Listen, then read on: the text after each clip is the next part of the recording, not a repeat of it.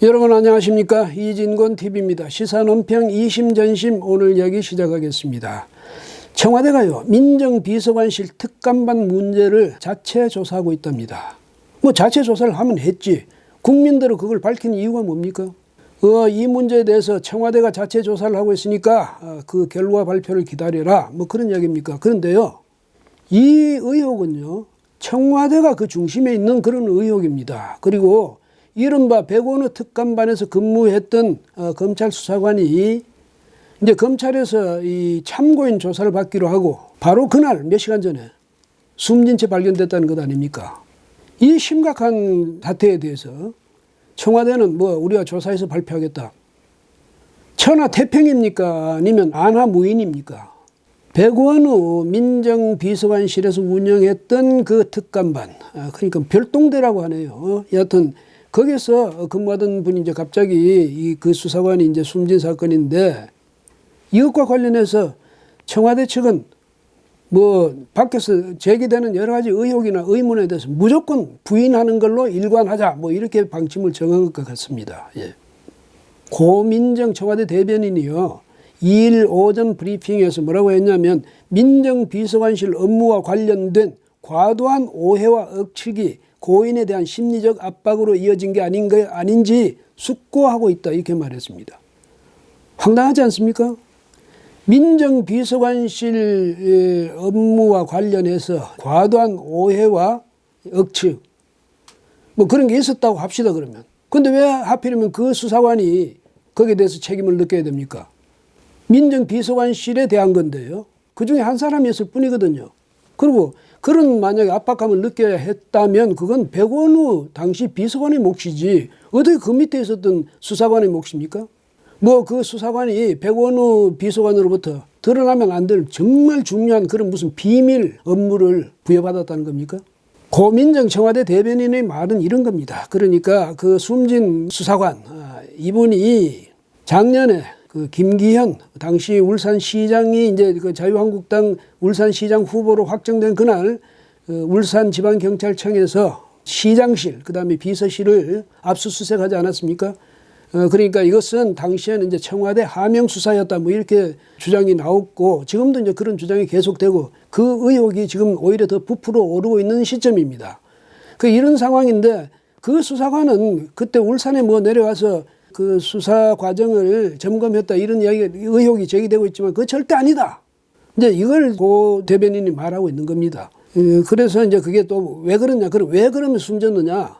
그거는 과도한 오해와 억측 때문에 그렇게 된 거다. 이렇게 이야기를 하는데 아니 자신이 한 일이 아니라고 지금 고민정 대변인 이야기한 거 아닙니까? 그거 내려간 적도 없다면서요. 울산 사건하고 전혀 관계가 없다면서요. 그런데 무슨 그것 가지고 압박을 받습니까?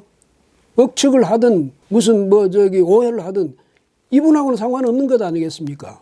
아니면 무슨 유사시에 목숨을 내놓겠다 이런 서약이라도 하고 근무했던 그런 그 비밀 조직입니까? 그 백원우 특감반이라는 데가? 이제 이 고민정 청와대 대변인은 또 백원우 특감반에서 이 두 사람 그러니까 이제 숨진 이분하고 또 한 사람의 수사관하고 이 두 사람이 백원우 그 특감반에서 뭘 담당했냐? 문재인 대통령의 특수관계인들을 담당했답니다.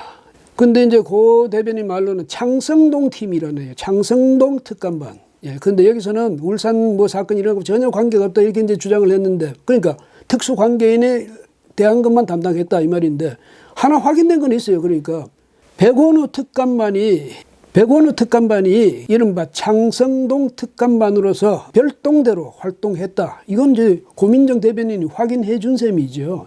이럴 때는요, 검찰이 백원우 민정비서관실, 그 다음에 백원우 특감반, 여기를 압수수색하면 됩니다.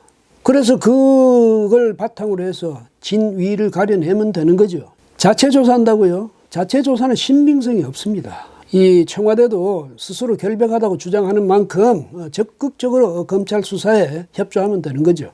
노영민 청와대 비서실장은요, 지난달 29일에 국회 운영위원회에 나가서 출석해서 뭐라고 이야기를 했냐면, 울산의 그 김기현 전 울산시장 관련 문제, 그 다음에 유재수 부산시 경제부시장 관련 사건, 이것과 관련해서 지금 청와대가 자체 조사를 벌이고 있다 이렇게 밝혔습니다.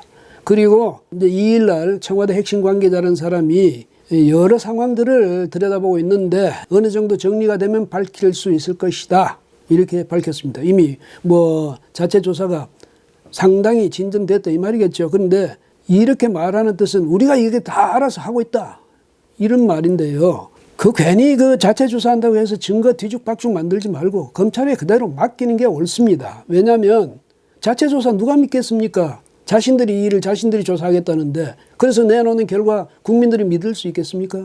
물론 뭐 저 청와대가 검찰 수사 고분고분에 이제 수용하지 않겠죠. 그런데 혹시라도 불가피하게 수사를 받게 될 경우 여기를 대비해 가지고 지금 뭐 자체 조사하고 있는 게 아닌가 이런 의심을 하지 않을 수 없네요. 자체 조사한답시고 해가지고 뭐 자신들이 불리한 증거 숨기고 뭐 자신들의 행동을 정당화하고 그런 기회로 삼자는 것 아니겠습니까? 의심하자면 그렇다는 얘기입니다. 예.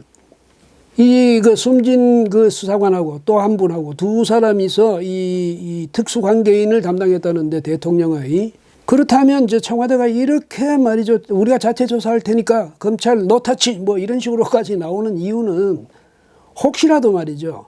이 사람들 이 조사를 뭐 참고인 조사하든 뭐 어떻게 하든 조사를 이제 검찰이 시작하면 파고 들어가다 보면 특수관계인에 관한 그런 문제까지도 파고 들어갈 수 있다.